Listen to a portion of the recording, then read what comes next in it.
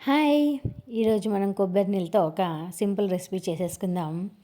ముందుగా కొబ్బరి బొండాల్లో ఉండే ఈ లేత కొబ్బరిని ఒక బ్లెండర్లో వేసుకొని బాగా బ్లెండ్ చేసుకోవాలి.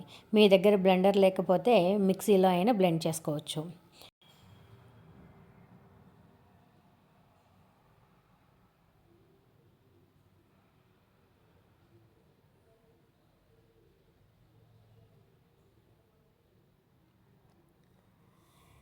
ఇలా బ్లెండ్ చేసుకున్న తర్వాత దాంట్లో కొబ్బరి నీళ్ళను కూడా వేసుకొని ఒకసారి బాగా కలుపుకోవాలి.